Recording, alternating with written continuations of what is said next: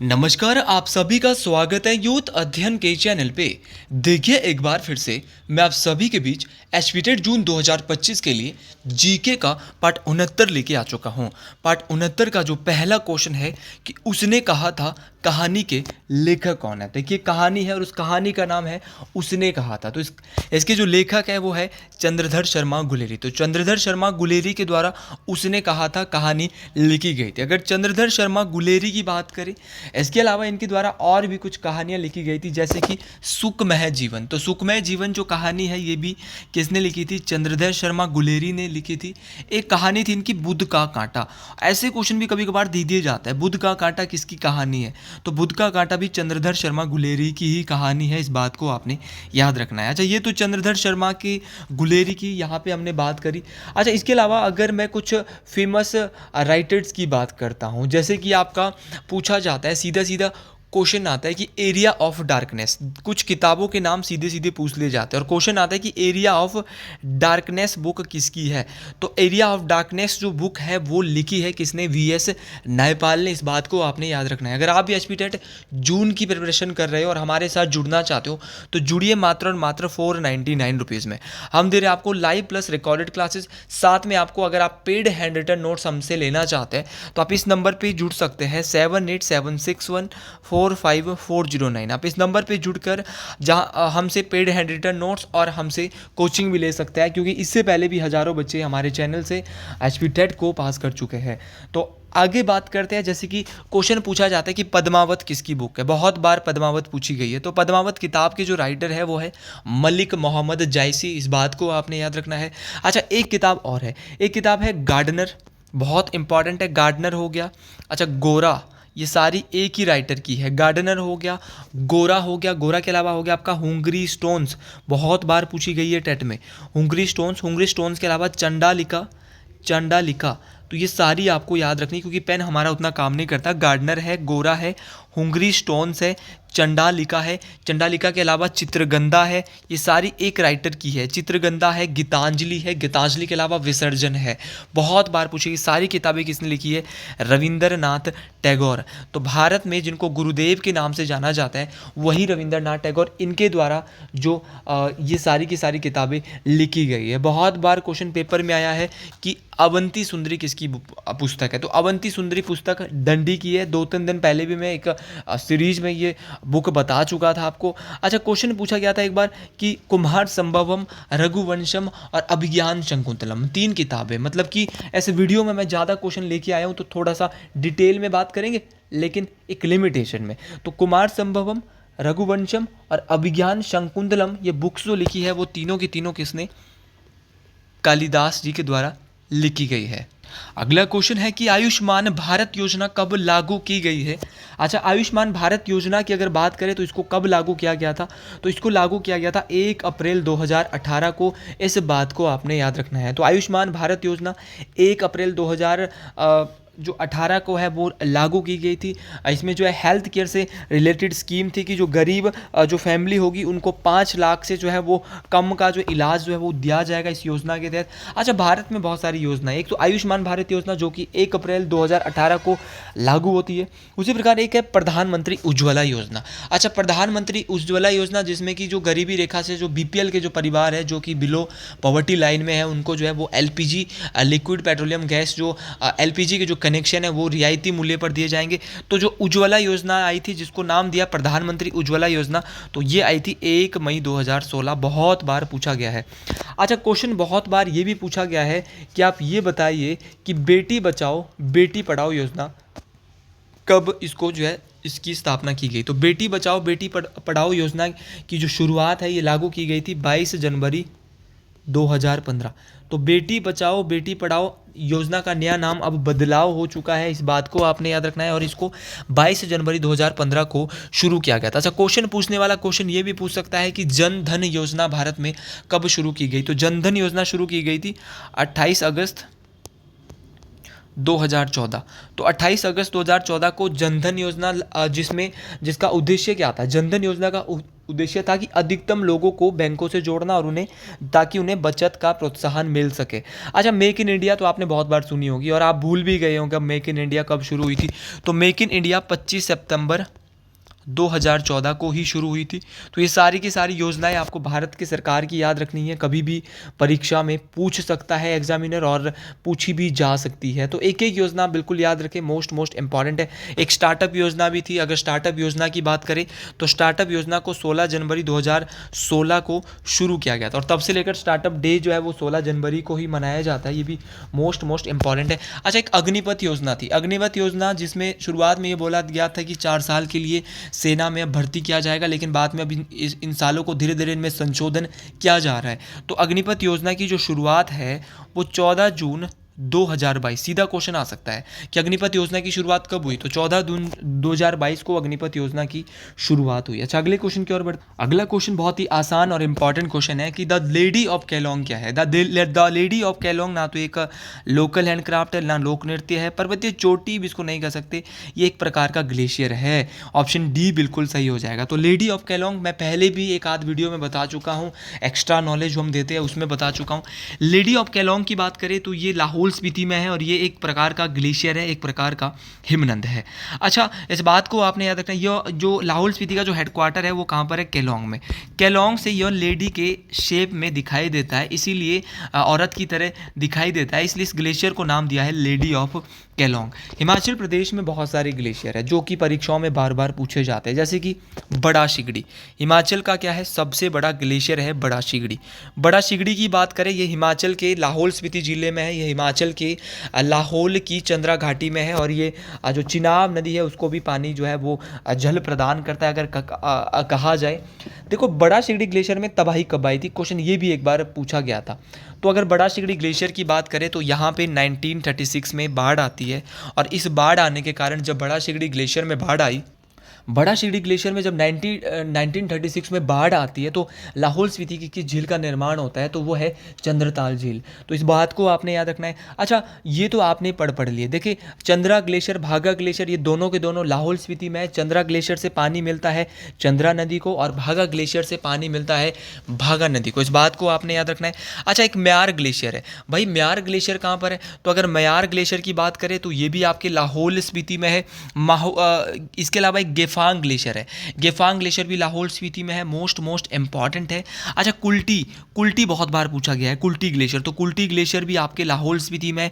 कुल्टी के अलावा आपका एक और है सोनापानी ग्लेशियर, तो सोनापानी ग्लेशियर भी कहाँ पर है, लाहौल स्पीति में। तो लाहौल स्पीति के सारे ग्लेशियर हमने देख लिए हैं, चाहे द लेडी ऑफ केलोंग है, और सारे के सारे ग्लेशियर इंपॉर्टेंट है, परीक्षाओं में पूछ लिए जाते हैं। अच्छा, एक कुल्लू का कर लेते हैं, दुदोन व पार्वती ग्लेशियर। ये वही दुदोन वो पार्वती ग्लेशियर है जिससे पार्वती नदी को पानी मिलता है, इस बात को आपने याद रखना, ये कुल्लू जिले में स्थित है। अगला क्वेश्चन बहुत ही इंटरेस्टेड क्वेश्चन, परीक्षाओं में काम आने वाला क्वेश्चन कि विश्व का सबसे ऊंचा पर्वत शिखर कौन सा है। तो अगर बात की जाए विश्व के सबसे ऊंचे पर्वत शिखर की तो वो और कोई नहीं, कौन सा है, माउंट एवरेस्ट है। जी हाँ, माउंट एवरेस्ट दुनिया की सबसे ऊंची चोटी है। अब क्वेश्चन पूछने वाला क्वेश्चन ये भी पूछ सकता है कि माउंट एवरेस्ट किस देश में स्थित है। तो अगर माउंट एवरेस्ट की बात करें तो ये नेपाल में, कहाँ पर है, नेपाल में। अच्छा, क्वेश्चन पूछा गया था एक बार एग्जामिनर के द्वारा कि इसकी ऊंचाई कितनी है, तो इसकी ऊंचाई 8,848.86 मीटर, मतलब कि कभी कभार 8,849 भी दिया होता है, तो आपको दोनों याद रखने हैं। तो 8,000 एग्जैक्ट बोले तो 8,848.86 मीटर जो है वो इसकी हाइट है, किसकी, आपकी माउंट एवरेस्ट, जो कि विश्व की सबसे ऊंची चोटी है। और फीट में बोले तो 29,032 फीट, एक बार फीट में दिया था, तो आप हमेशा मीटर में याद नहीं कर रहे हो, एक इस बार फीट में याद करके जाना है। 29,032 फीट इसकी ऊंचाई है, जो कि मीटर में 8,848.86 मीटर आता है। अच्छा, नेपाल में इस चोटी को क्या कहा जाता है, सागर माता। नेपाल में माउंट एवरेस्ट को क्या कहा जाता है, स्थानीय भाषा में सागर माता। और तिब्बती जो लोग हैं वो कहते हैं इसको, तिब्बत या चीन के जो लोग हैं वो कहते हैं इसको चोमू लंगमा। तो चोमू लंगमा तिब्बत में और सागर माता नेपाल में, ये दोनों बातें बिल्कुल क्लियर होनी चाहिए। अच्छा, क्वेश्चन पूछने वाला क्वेश्चन पूछता है कि माउंट एवरेस्ट पर चढ़ने वाले प्रथम व्यक्ति।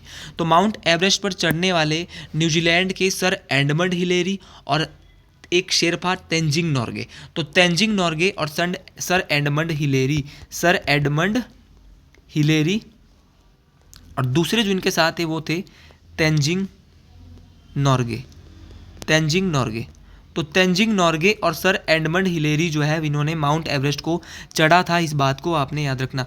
अच्छा, कब चढ़ा था इन्होंने? तो इन दोनों ने माउंट एवरेस्ट को 29 मई 1953 को चढ़ा था, इस बात को आपने याद रखना है। अच्छा, पहली महिला जिसने माउंट एवरेस्ट की पे फतह पाई थी, तो 1975 में पहली महिला जो माउंट एवरेस्ट में गई थी वो थी जूको तबई। वही ये जापान देश से थी, जूको तबई, इस बात को आपने याद रखना है। जूको तबई जापान देश से थी, ये पहली महिला थी जिसने माउंट एवरेस्ट चढ़ा। क्वेश्चन पूछने वाला क्वेश्चन पूछता है कि पहली भारतीय महिला जिसने माउंट एवरेस्ट चढ़ा, तो वो थी बछेंद्री पाल।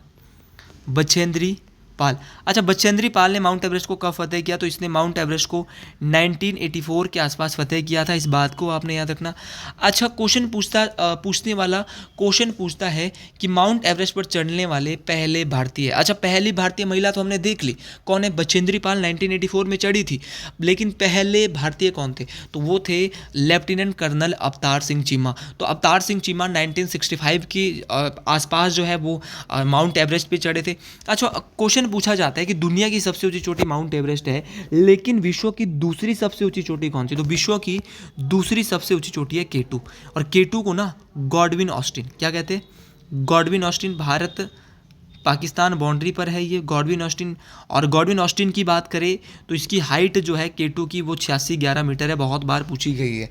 अच्छा, क्वेश्चन पूछने वाला क्वेश्चन ये भी पूछता है कि भारत की भूमि पर स्थित भारत की सबसे ऊंची चोटी कौन सी है? तो भारत की भूमि पर पूर्ण रूप से भारत की सबसे ऊंची चोटी कौन सी है? कंचनजंगा। कौन सी भैया? कंचनजंगा भारत और नेपाल की बाउंड्री पर है और इसकी हाइट 85-86 मीटर है, इस बात को आपने याद रखना। और कंचनजंगा दुनिया की तीसरी सबसे ऊंची चोटी है। मोस्ट इंपॉर्टेंट बात है, सारी की सारी बातें मोस्ट इंपॉर्टेंट है, परीक्षाओं में काम आने वाली है। अगला क्वेश्चन बोल रहा है कि who is the father of political science? राजनीतिक शास्त्र के पिता कौन है? तो राजनीतिक शास्त्र के जो पिता है वो अरस्तु है, ये आप सभी लोग जानते हैं, जिसने पॉलिटिकल पढ़ा होगा उसको तो बखूबी रूप से पता होगा कि अरस्तु जो है वो कौन है। तो ये राजनीतिक शास्त्र के पिता है। अच्छा, अरस्तु के कई बार गुरु का नाम पूछ लिया जाता है, तो अगर अरस्तु के गुरु की बात करूं तो अरस्तु के गुरु का नाम एक बार पूछा गया था, इस बार टेट में आ भी सकता है, तो प्लेटो। अरस्तु के गुरु का नाम क्या है? प्लेटो। और जो अरस्तु के गुरु का नाम था प्लेटो, और प्लेटो के गुरु का जो नाम था वो था सुकरात। प्लेटो के गुरु का नाम था सुकरात। तो सुकरात किसके गुरु का नाम था? प्लेटो के गुरु का नाम था सुकरात। और प्लेटो किसके गुरु थे? खुद ये थे अरस्तु के गुरु। तो याद रखना, मोस्ट इंपॉर्टेंट है। अरस्तु की बात करते हैं थोड़ी बहुत, तो इनके द्वारा एक ग्रंथ लिखा गया था जिसका नाम था तत्वमीमांसा। तो तत्वमीमांसा ग्रंथ की रचना किसके द्वारा की गई? तो गलती नहीं करने का, तो तत्वमीमांसा ग्रंथ की रचना अरस्तु के द्वारा की जाती है। मोस्ट इंपॉर्टेंट है। अच्छा, एडम स्मिथ ऑप्शन में दिया है, इनके बारे में क्या जानते हो? ऑप्शन को करवाना मेरा फर्ज है। तो इनको जो है पहली बात तो आपने याद रखना, फादर ऑफ मॉडर्न इकोनॉमिक्स, मतलब कि आधुनिक अर्थशास्त्र के पिता कौन है? एडम स्मिथ है। इनके द्वारा एक बुक लिखी गई थी द वेल्थ ऑफ नेशन। तो सीधा क्वेश्चन पूछा जाता है कि the wealth of nation book के राइटर कौन है? तो the wealth of nation book के राइटर है एडम स्मिथ, इस बात को आपने याद रखना है। अच्छा, हेरोडोट्स कौन है? तो अगर हेरोडोट्स की बात करें तो ये इतिहास के पिता है। इनके द्वारा जो है वो एक फेमस यहाँ पर जो है वो हिस्ट्री के इनको पिता कहा जाता है। अच्छा, चाणक्य के बारे में क्या कहेंगे? तो सर चाणक्य के बारे में अब इतना ही जानते हैं कि चाणक्य के द्वारा अर्थशास्त्र नामक ग्रंथ की रचना की गई थी। मोस्ट इंपॉर्टेंट है। और चाणक्य के बहुत सारे नाम हैं। चाणक्य को विष्णुगुप्त कौटिल्य के नाम से भी जाना जाता है, और ये चंद्रगुप्त मौर्य के प्रधानमंत्री के रूप में कार्य करते थे। तो इस बात को आपने याद रखना। इस जहाँ से ज़्यादा क्वेश्चन हमने कवर नहीं किए, लेकिन जितने किए वो मोस्ट इंपॉर्टेंट है। और इसका क्वेश्चन का आंसर तो आप खुद ही देंगे, क्योंकि मैं कल ही बता चुका हूँ हिमाचल प्रदेश के राज्यपाल कौन है। अगला क्वेश्चन बहुत ही आसान क्वेश्चन, परीक्षाओं में पूछा जाने वाला क्वेश्चन, और ऐसा क्वेश्चन अगर आपने इसको पढ़ लिया तो मतलब कि कुछ नंबर आपके यहाँ पे पक्के बनने वाले हैं। मतलब कि यहाँ से क्वेश्चन हमेशा आता है और हमेशा आता है। तो हिमाचल प्रदेश की जो साक्षरता दर है वो 2011 के अनुसार कितनी है? तो हिमाचल प्रदेश की जो लिटरेसी रेट है वो 82.80% है। इस बात को आपने याद रखना है। अच्छा, 2011 की आपको पता है, सबको पता होती है, क्वेश्चन बहुत चर्चित क्वेश्चन है। अब एग्जामिनर पेपर को टफ करने के लिए क्या दे सकता है? वो दे सकता है कि 2001 में कितनी साक्षरता दर थी। तो 2001 में साक्षरता दर जो थी वो 76.48% थी। इस बात को आपने याद रखना है। अच्छा, 2011 पे वापस आते हैं। 2011 की जनगणना के अनुसार आपकी 82.80% थी। अब क्वेश्चन पूछा जा सकता है कि हिमाचल का वो कौन सा जिला है 12 में से जिसकी साक्षरता दर सबसे ज़्यादा थी। तो हमीरपुर जिला साक्षरता दर की दृष्टि से सबसे अधिक साक्षर जिला था। यहाँ पर 89.01%, बोतले भैया 89.01% यहाँ पर लोग पढ़े लिखे थे। तो हमीरपुर का साक्षरता दर 2011 की जनगणना के अनुसार सबसे ज़्यादा था। इस बात को आपने याद रखना। और सबसे कम साक्षरता दर 2011 के अनुसार चंबा जिले का था। कितना था? 73.19% था। अच्छा, थोड़ा थोड़ा और कुछ देख लेते हैं जो कि हम बार बार हमेशा देखते रहते हैं। अच्छा, देखते हैं यहाँ पर सबसे पहले जनसंख्या घनत्व। तो जनसंख्या घनत्व 2011 में कितना था? 123 था। याद रखना है, 2011 के अनुसार जनसंख्या घनत्व कितना था? 123 था। और अगर बात करें 2001 के अनुसार, तो 2001 में जनसंख्या घनत्व कितना था? 109 था। मतलब कि लोग ऊपर को ही बढ़े हिमाचल प्रदेश में। तो जनसंख्या घनत्व 2011 के अनुसार 123 था। तो सबसे अधिक जनसंख्या घनत्व किस जिले का था? तो हमीरपुर का ही जनसंख्या घनत्व सबसे ज़्यादा था। हमीरपुर में 1 किलोमीटर के पीछे 406 लोग रहते थे। इस बात को आपने याद रखना है। और सबसे कम जो जनसंख्या घनत्व था वो किसका था? तो वो और किसी का नहीं, किसका था? अपने प्यारे लाहौल स्पीति जिले का। लाहौल स्पीति में पर किलोमीटर के पीछे 2 लोग रहते थे। तो लाहौल स्पीति का जनसंख्या घनत्व तो सबसे कम 2, और जो आपका 406 था वो था हमीरपुर का। तो यहाँ से हमने बहुत सारे क्वेश्चन यहाँ से भी कवर किए हैं। मैं चाहता हूँ कि आप ज़्यादा क्वेश्चन की ओर ना जाएं, लेकिन आप जितने क्वेश्चन पढ़ रहे हो उनको बहुत अच्छे से पढ़ो। जितने क्वेश्चन मैं आपको बता रहा हूँ ये क्वेश्चन बहुत ज़्यादा इंपॉर्टेंट है, परीक्षाओं में सारे क्वेश्चन काम आने वाले हैं। अगले क्वेश्चन की ओर बढ़। पीन घाटी राष्ट्रीय पार्क हिमाचल प्रदेश पे कहाँ पर स्थित है? तो मैं पहले भी एक बार बता चुका था कि पिन चुबा था कहाँ पर? लाहौल स्पीति में। पिन चुबा था कहाँ पर? लाहौल स्पीति में चुबा था, इसीलिए वहाँ पर कौन सा है? पीन घाटी राष्ट्रीय उद्यान है, पीन घाटी नेशनल पार्क है। इस बात को आपने याद रखना है। अच्छा, पीन घाटी नेशनल पार्क लाहौल स्पीति में कितने एरिया में फैला हुआ है? क्वेश्चन ये भी आता है। तो पीन वैली नेशनल पार्क को पहले तो आपको याद रखना है, इसको 1987 के आसपास राष्ट्रीय उद्यान घोषित किया गया था। पहले तो घोषित किया 1987 में। और याद रखने की, अगर पीन वैली की बात करें, ये मोस्ट इंपॉर्टेंट है। अगर बात करें हिमाचल प्रदेश की, तो लाहौल स्पीति में एक ही नेशनल पार्क है, उसका नाम है Pin valley national park. Total Himachal में 5 राष्ट्रीय उद्यान है, 5 नेशनल पार्क है।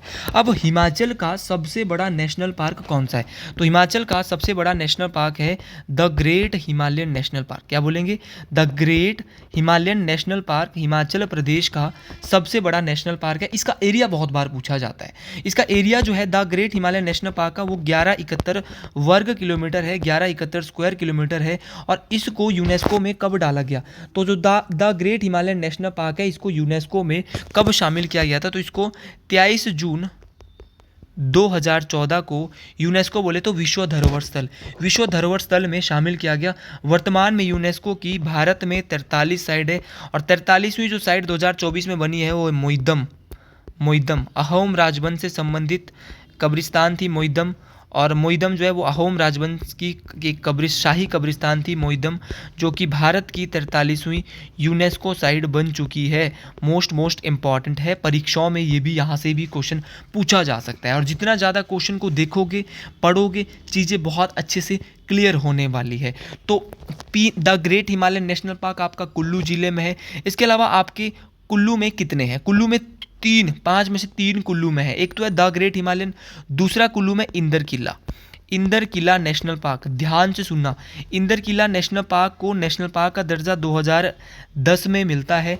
और ये जो है वो कितने एरिया में फैला हुआ है? तो 104 स्क्वायर किलोमीटर। तो याद रखना 104 या 102 किन्हीं किताबों में दिया है, ये फैला हुआ है इतने एरिया में। अच्छा, ये कुल्लू में इंदर किला के अलावा कुल्लू के लोग खीर भी खाते हैं, इसीलिए वहाँ पे कौन सा नेशनल पार्क है?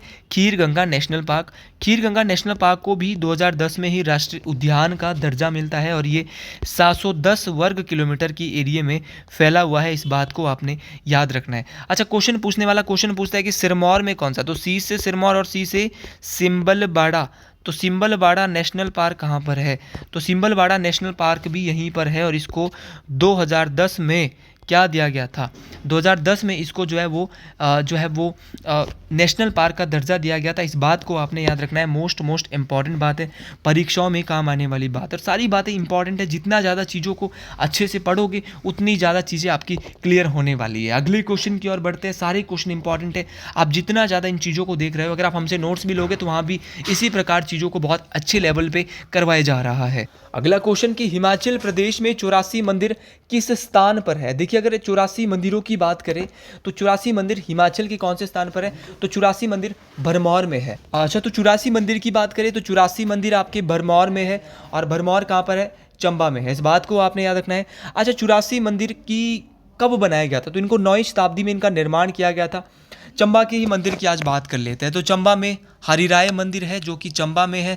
और हरिराय मंदिर कहाँ पर है? आपकी चंबा जिले में हरिराय मंदिर। हरिराय के अलावा अगर मैं बात करूं, और हरिराय मंदिर को चंबा के राजा 11वीं शताब्दी में एक लक्ष्मण बर्मन होते थे, उनके द्वारा बनाया गया था। तो हरिराय मंदिर चंबा में है। इसके अलावा चंबा में ही शक्ति देवी मंदिर है। शक्ति देवी मंदिर वही जिनको छतराड़ी टेम्पल के नाम से भी जाना जाता है। तो शक्ति देवी मंदिर जिनको छतराड़ी टेम्पल भी कहा जाता है, ये भी चंबा में है। और छतराड़ी मंदिर जिनको आप शक्ति देवी मंदिर भी कहते हैं, इनका निर्माण मेरू बर्मन, किसके द्वारा? मेरू बर्मन के द्वारा किया गया था। अच्छा, चंबा के भरमौर में एक है मणिमहेश मंदिर। इसको भी किसने बनाया था? चंबा के भरमौर में है मणिमहेश मंदिर। इसको भी, ये भगवान शिव को समर्पित है। ये भी राजा मेरू बर्मन के द्वारा ही बनाए गए थे। चंबा में ही आपका गणेश मंदिर है। कौन सा मंदिर? गणेश मंदिर। ये भी मेरू बर्मन ने बनाया था। ये भी चंबा में है। चंबा में ही एक और है नरसिंह मंदिर। नरसिंह मंदिर ये भी भरमौर में मेरू बर्मन ने बनाए थे। और याद रखना, इसकी मरम्मत जो करवाई थी, चंबा का नरसिंह मंदिर की मरम्मत करवाई थी। नरसिंह मंदिर की, जो चंबा का नरसिंह मंदिर है, इसकी मरम्मत करवाई थी 940 ईस्वी में युगांकर बर्मन की पत्नी त्रिभुवन रेखा। ये क्वेश्चन परीक्षा में आया है। अच्छा, चंबा में एक मंदिर है लक्ष्मी नारायण। लक्ष्मी नारायण मंदिर वही जिसको 6 मंदिरों का समूह भी कहा जाता है। तो चंबा का ऐसा मंदिर जिसको 6 मंदिरों का समूह कहते हैं, तो वो लक्ष्मी नारायण मंदिर है। और इसको बनाया था साहिल बर्मन के पुत्र युगांकर ने इसको जो है वो स्थापित किया। मतलब कि ये जो है वो साहिल बर्मन के द्वारा बनाया गया था जो ये मंदिर था। लेकिन इसकी जिसकी यहाँ पे एक पीतल का गौरी शंकर की मूर्ति है, वो किसने स्थापित की थी? तो युगांकर बर्मन ने की थी। अच्छा जी, मंडी में कुछ मंदिर है, मंडी का भी थोड़ा देख लेते हैं। तो मंडी में आपका माधोराय मंदिर है। माधोराय के अलावा आपका जो है टारना देवी मंदिर, जिसको आप श्यामा काली मंदिर भी कहते हैं, ये भी मंडी में है। कामाक्षा देवी मंदिर, कामाक्षा देवी मंदिर पैगोडा शैली में बना है, करसोग मंडी में है। कामाक्षा देवी के अलावा शिकारी देवी सुंदरनगर में है, ये भी मंडी जिले में है। भूतनाथ मंदिर, भूतनाथ मंदिर मंडी के राजा अजबर सेन के द्वारा बनाया गया था। ये भी मोस्ट इम्पॉर्टेंट है।